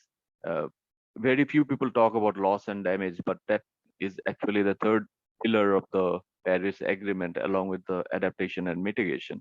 So this year, countries including India and China, in fact, all the G77 nations wanted a new agreement called the Glasgow Loss and Damage Facility, but it was not signed.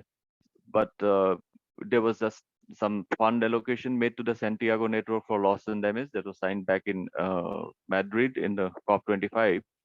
Uh, but developed countries were very reluctant to sign something that would commit them to start paying compensation for floods and extreme weather events around the world because of their historical contribution to climate change. So that is a big, one of the biggest problems in uh, world climate negotiations after climate finance. A lot of good things did happen actually, and that one key outcome I would say is the conclusion of the Paris Agreement rule book, which will make the agreement fully operational. There were some doubts about the clean development mechanism, which allowed countries to. There was a loophole which allowed countries to, double count their emissions or the credits earned from reduction in emissions. But I think that has now been resolved. Uh, then more than 30 countries and financial institutions signed a statement committing to halt all financing for fossil fuels uh, development activities overseas. So that is a good news, and that money will be diverted to clean energy as well.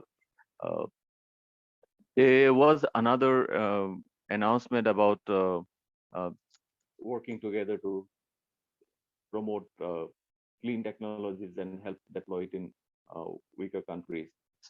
I think one of the biggest stories emerging out of COP26 is, of course, the global methane pledge. A lot has been written about it by different writers, and the issue also found mention for the first time in the Code Red for Humanity report released in August, because methane is very much connected to how we produce food.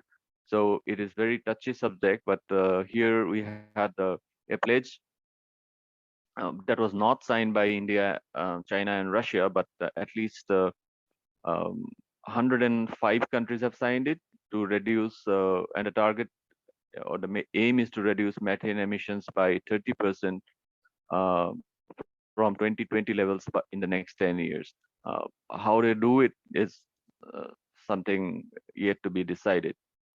Again, more than 100 countries and more than 100 entities, mostly companies, but a few countries included, decided to sign the Glasgow Accord on zero emissions vehicles by 2040. Now, India was a step ahead because India announced that by 2030 we will uh, have no petrol or diesel cars on the roads. So that's a big announcement. There were very important announcements regarding deforestation, and I think I will end with that. That will be my last one. Uh, the Glasgow Leaders Declaration on Forest and Land Use was signed by more than 130 countries, promising to work collectively to halt and preserve forest loss and land degradation by 2030. Then there was a Forest, Agriculture, and Commodity Trade Fact Dialogue, again signed by 28 countries who are representing uh, the majority of trade in key commodities that contribute to deforestation. So countries like Indonesia, with its palm oil and all, were part of this. So this, I think, are both these two agreements are very positive, and uh, I'd just like to add that having a ringside view of the proceedings at the negotiations uh, was great, but I was also witness to the anxiety of the youth and the anger of the affected communities, including indigenous peoples, youth groups from all over the world. Uh, I was I listened to Greta at the George Square on the 5th, and along with so many other indigenous young leaders. And on the 6th, the march with the protesters from Calvin Grove Park uh, to Glasgow Green in the pouring rain, and with 150,000 other people demanding climate justice now. And climate justice definitely is the most important issue that has emerged out of COP26. Uh, with that, I thank you once again for having me share my uh, insights from Glasgow. Thank you. What an encouraging experience it was to know how a writer talks about the global concerns and his fluency in conduct of his words. Sir, we are truly enamored by your informative and knowledgeable words. Thank you so much, sir. Now, for an interactive session, I would request the attendees to put in their questions in the chat box for a quick interactive session with our panelists present here.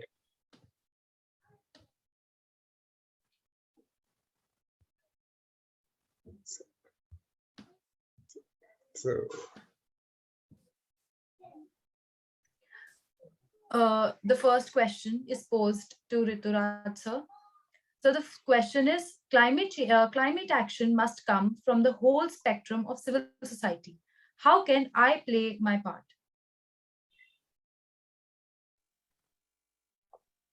Great question, and I think everybody must uh, be part of the climate movement. That itself is an act of leadership. Uh, uh, Greta famously said at Glasgow that the real leadership is not inside there, not in the negotiating halls. It is out here on the street, and I think that is a huge that plays a huge part in how these negotiations go, how world leaders act. They feel the pressure to listen to their constituencies. So, as a young person, I think it is important that you make yourself familiar with what climate change is about. I work with a group called Subject to Climate, where we try to integrate climate change education into existing curriculums and all subjects in K-12 education, and it is open source for all teachers and students. Uh, so to make climate education a part of your growing up, of your personality, it may not be in the curriculum, but it should be something that you embrace, because your world depends on it, and you got to learn and teach everyone. One thing that I like to always say, that each one teach one. So as a young person, the best thing you can do, I mean, there are a lot of lifestyle changes you can embrace, but I think that is best left discovered by yourself. Each person can make his own informed consumer choice, rather than me telling or anybody else telling what to do or what not to do. But yes, information is key, not only learning but also sharing. Thank you. yeah. As the next question comes, thank you, sir, for the insightful answer. Now, as the next question comes for Shalini, ma'am. How does climate change affect plankton? Thank you so much for this question. And it's a very, very scientific and important questions, because we have always been talking about trees and vegetation and forests when we talk about carbon stocks and carbon sinks. It's a very important question in lines, and I'm thankful to the student who has asked. We know that even our marine areas are one of the biggest lungs of carbon sinks. They sequester a lot of carbon for us. And also the wetlands, the freshwater wetlands, where we know these tiny microorganisms called phytoplanktons, different kind of algae are there, diatoms are there, that are microscopic in nature, but are very efficient in terms of capturing the atmospheric carbon dioxide and storing it in the biomass, the growth of their cells, and the smaller algal bodies. In the presence of chlorophyll, they take this carbon dioxide. Now, about the impact of climate change and phytoplankton has been a very, very complex and critical questions that a lot of scientists are working on. We also started some study on understanding how the diatoms in these are one types of phytoplanktons in urban areas, urban water bodies, how they can help us to ensure that we conserve wetlands, because we know their strategic role as carbon sequesters. So what will happen if we see some of the scenarios that are developed globally? They say that a good amount of nutrition is very important for these, that is already dissolved in the water for these phytoplanktons. But as the kind of greenhouse gases are growing, and the kind of pollutants that are reaching these water bodies and marine areas, this might lead to some kind of acidification of these lakes and water bodies and marine areas. And also they might increase water temperature. That's obvious with the kind of lake temperature that we are observing is increasing. So this mild acidification and enhanced nutrient reaching the water bodies might lead to algal blooms. So this is a common phenomena if you see in wetlands and water bodies, where you see these kind of saturated water bodies, where you see a lot of green growth, not in terms of eichhornia you see as plants, but basically the algal blooms. So I'm not sure for economics and commerce background students how they understand these terms, but these kind of algal blooms might be increasing in nature. And these algal blooms are also one of the reasons that we have a lot of toxins being released in the water bodies. So once these toxins are released in the water bodies, and you know that phytoplanktons are a very important part of aquatic food web, the food chain that runs in water bodies. So that will affect these food chains, food webs, and the kind of toxins that are released will affect the larger invertebrates and vertebrates present in the water. So these might be the fishes, the zooplanktons, and benthic organisms. So overall, if we see the climate change impact, it's complex and it might drastically affect in terms of increasing algal blooms and increased release of toxins that might lead to death of also these phytoplankton. So you can say that it can affect the carbon sequestration potential ongoing in the freshwater as well as marine areas. So I hope this addresses your query and gives you some understanding on what will happen.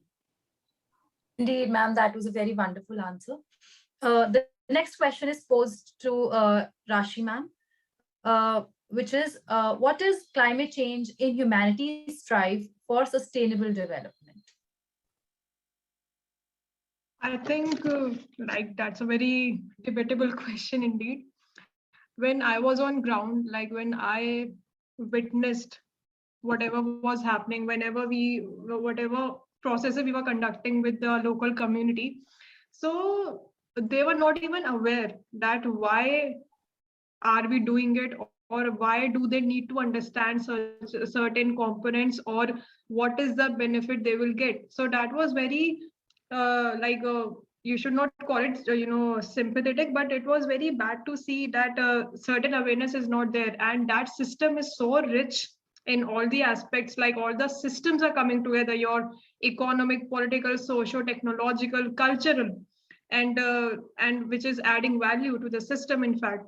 So rather than imposing your thoughts on them, rather than telling that adapt this technology or adapt this, so we conducted participatory exercises. Like we first understood their point of view, that how they are thinking about this problem, or what are the problems they are facing in terms of, you can say, like thermal comfort is a technological term, for example, how are they feeling inside their rooms. And as you have seen the video of the entrepreneur and the aged man who was explaining his viewpoints, so similarly we got to know a lot of insights from the local panchayati people, from women. And just to bring across this, it's a very strong point, like women in Uttarakhand, they work majorly for 18 plus hours, or mostly like 20 hours, because male migration is a massive problem in Uttarakhand. Because of all these reasons, there are no jobs, there are no employment, and due to which the women have to work a lot,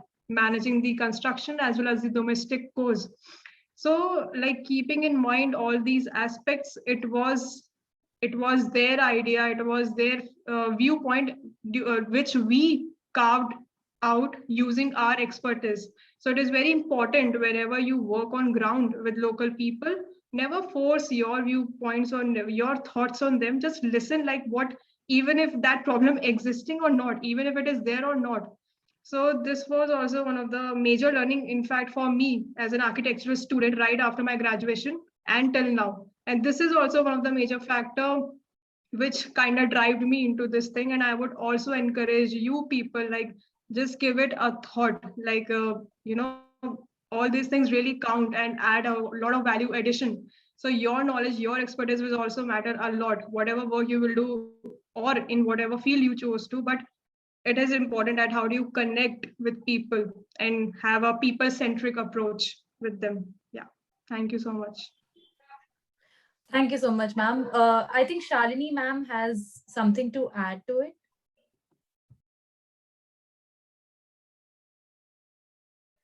Thank you.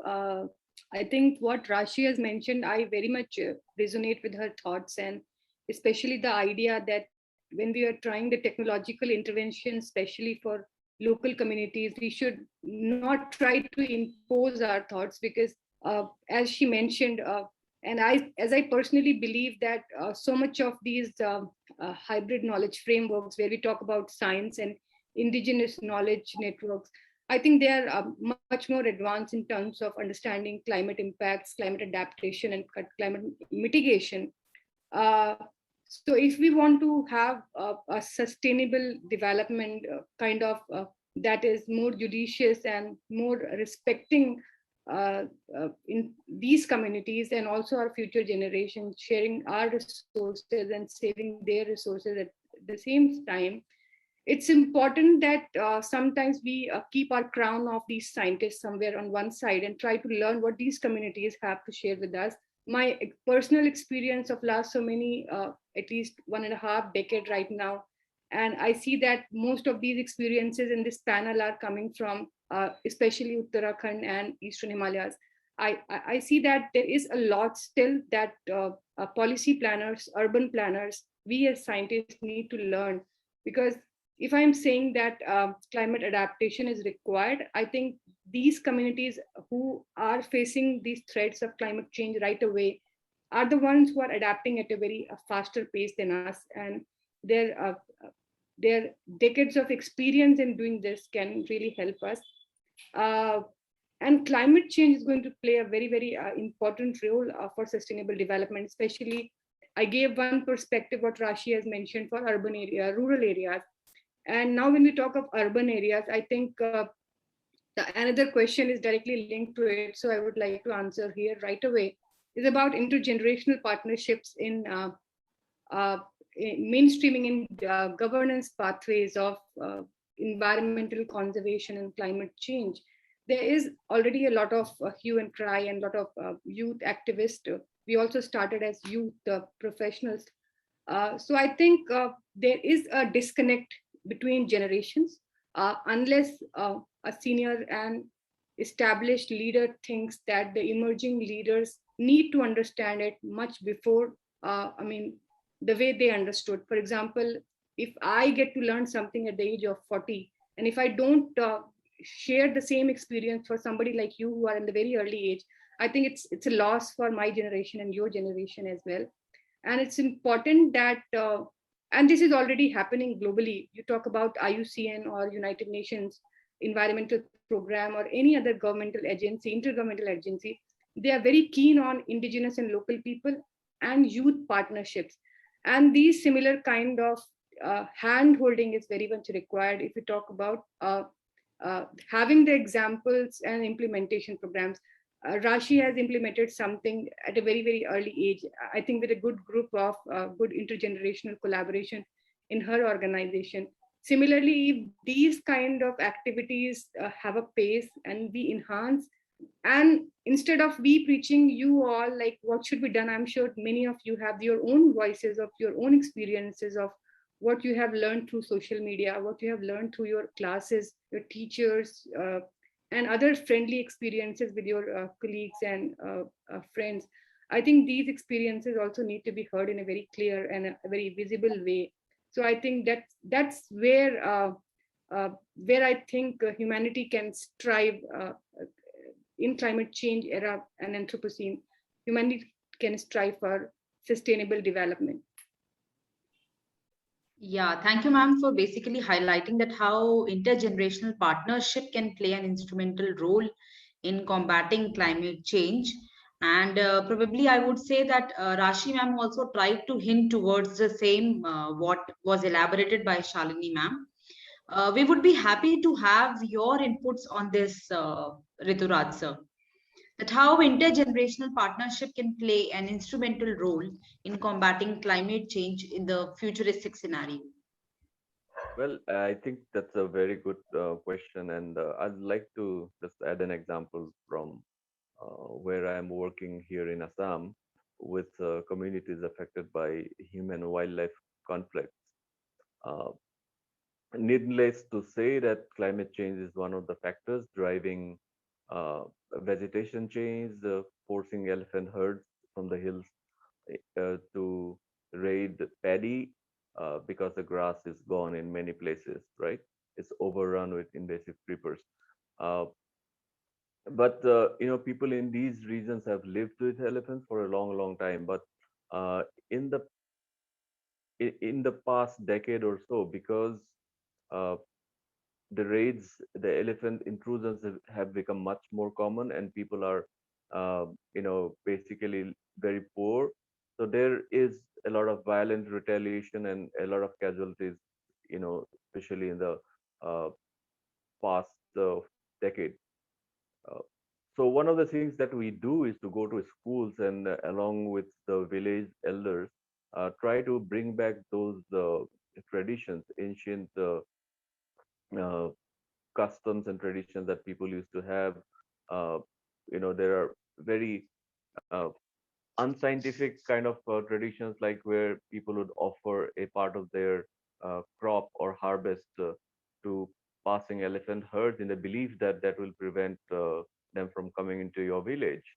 Uh, so we try to revive this, not just as a these kind of appeasement will not definitely keep the herds away, but then in some cases it did, and it, in a way it revived some of the bond that existed between man and beast.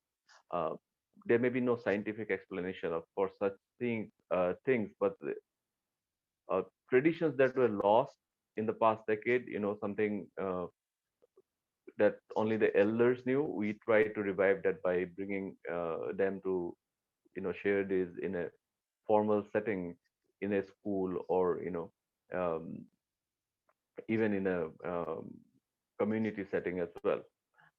Similarly, if you look at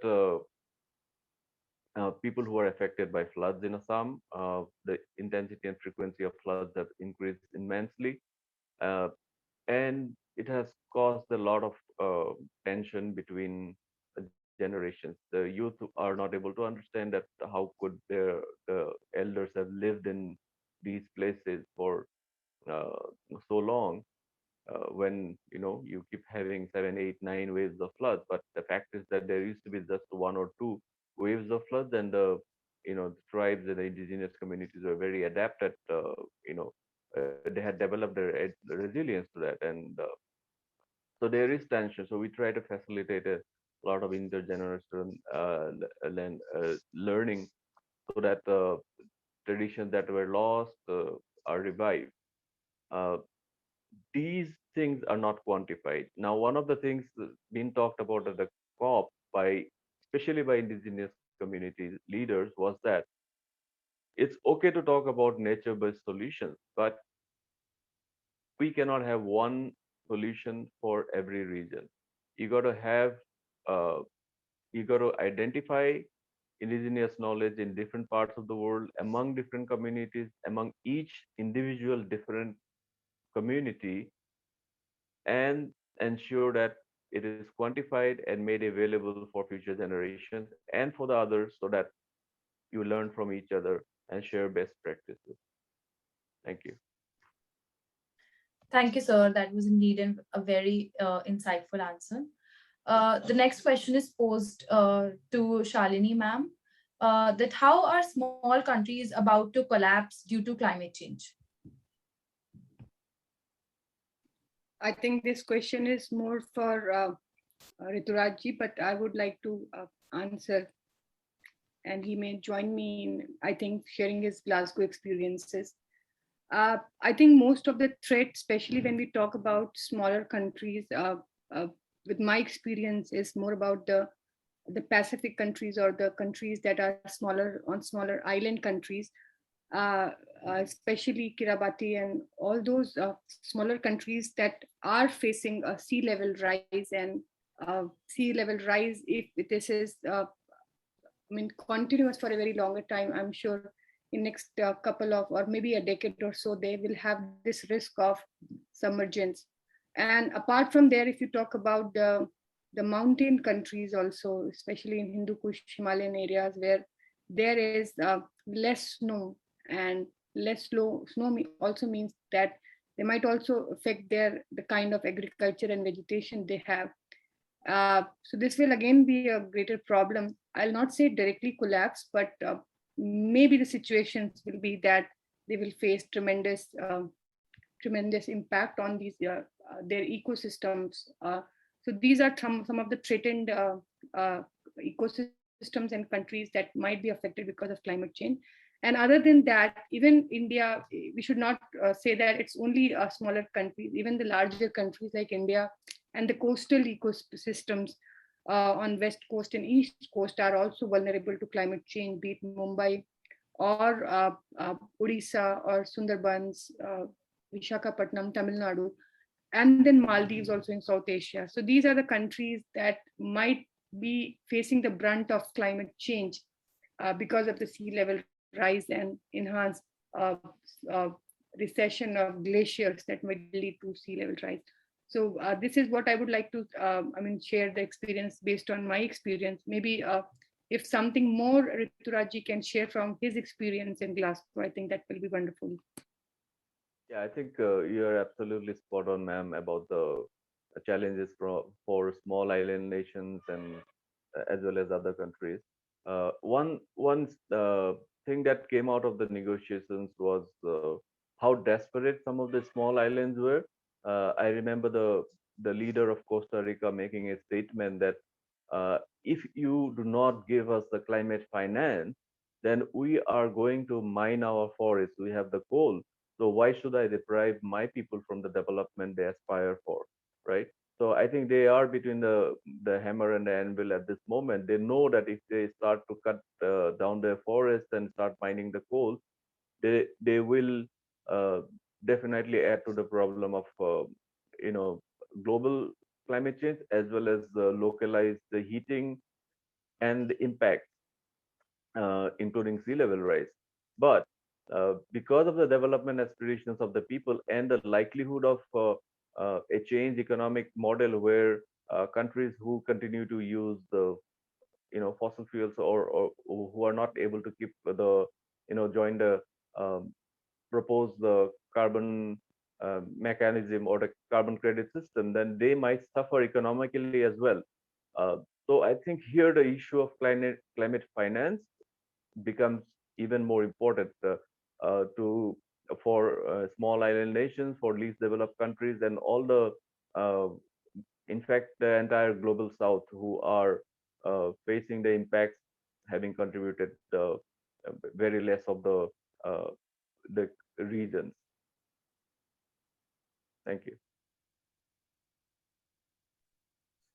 So now we have the next question for Rashi ma'am. Ma'am, how outdoor work for locals become unbearable due to climate change?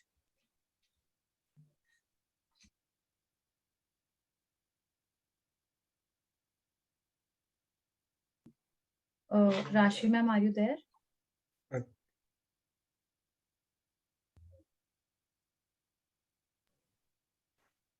Yeah, we can move ahead with the next question, Shefali. She might be occupied with something as she just reached her hotel. Yeah, can be. So let's go for the last question. I would like every perspective on that. So the last question we have here is, are there any natural causes behind climate change occurrence? For this question, let's start with Shalini ma'am. And thank you for this question. I think, again, a very important question, but at the same time, you need to remember the slides that I have shown. the entire planet has a carbon budget. And if you see the entire evolution and you understand a bit about evolution of Earth, you know that temperatures were not stagnant or fixed for a very longer time. There was a glacial age, there is a temperature rise. So the nature itself regulates itself. There are certain extreme events also. But the kind of climate change that is felt by humanity in last 200 years is unprecedented. The reason is it's more anthropogenic in nature. The kind of carbon emissions we have done in the environment, in the atmosphere of our planet has been more because of anthropogenic reasons, the way we are modifying the shape of our planet.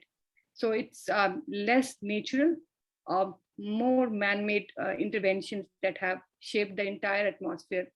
And if you see even the kind of particulate matter that is in our environment and what Delhi and other larger cities are facing, I'm sure micrometeorological observations also help to that, and they also regulate all these things. But at the same time, it's more the kind of emissions, the kind of pesticides we are using in our farmlands, the excess of fertilizers, the excess dependence on groundwater, the excess dependence on natural resources, and the harvesting of wild species for different commercial reasons. So they already have crossed their thresholds. So anything then when it crosses its thresholds becomes alarming. And similar is the situation right now if we talk about climate change. It's more man-made, it's more, and that's how we even call that the era we are living in, the epoch we are living in is more Anthropocene. Because we are shaping up this entire epoch and face of Earth. So it is natural how climates are regulated on Earth, but unfortunately in last 200 years, and if you see the rampant change in the emissions and the carbon dioxide presence in the atmosphere, it has been even faster from 1990 onwards in last 30 years than it was in last 200 years. So this is again the kind of change that we have brought in. So it's less natural and more alarming and more man-made. Thank you. Well, I'd like to just add that it is the nature of the climate to change, like just as Madam said. So it's a very natural phenomenon. It has happened all the time in the history of the Earth, but the pace at which it is happening now, that is the problem here. And because it is anthropogenic, and it is too fast for species to evolve. It is too, the changes are happening at such a rapid pace, which has never had happened before. And I think one more point is that probably because of how fast it is happening, some things, some natural tipping points are also reached, especially in the Arctic, where some scientists have talked about regime shift a couple of years back in one of the Arctic Council reports. So these regime shifts in nature itself are happening because of the cataclysmic effects of climate change. So you could, I think, safely say that we are changing the very nature of things, and that is not a good thing at all. Thank you. Thank you, sir. Thank you for an insightful answer. Thank you for all the panelists for answering the questions. This brings us to the end of this brainstorming session. We would now invite our research and ideation head, Ms. Arshpreet, to share a vote of thanks. An event like this cannot happen overnight. The wheels of planning started rolling weeks ago. We are fortunate enough to be backed by Neha ma'am and a wonderful team of proactive members who were well versed with their jobs. Really, you are truly an epitome of dedication and mentorship. We sincerely appreciate your insights and guidance you have provided in this short span of time. Now, I would like to thank every participant who has made it to this panel discussion today. Participants are now requested to fill in the feedback form linked in the chat box. Team Ecosperity is highly obliged to all the attendees and the panelists for being with us today. It has been a great pleasure. Thank you and have a great day ahead. Well, thanks again from my side. Thanks to Ecosperity. Thanks to Shalini ma'am. Thanks to Rituraj sir. Thanks to Rashi ma'am. And many thanks to Dharam sir for your presence over here. And for the rescue, Shalini ma'am, I am here at the college. You'll be happy to know that the students of management, commerce, and economics, they are well versed with planktons, zooplanktons, phytoplanktons, web of life. Thankfully, I'm there for the rescue, so you need not worry. The concepts laid by you were making sense to them. Thank you, ma'am. Neha, it really makes me proud of you that to all the commerce and economic students, you have made their foundation even more stronger than what is expected from them. I really feel proud of students and of you as well. Thank you. Thank you, ma'am. Thank you. Thank you for the support. Kindly fill in the feedback form. And thank you, Team Ecosperity, for again, conducting a successful session. Thank you. Thank you, sir.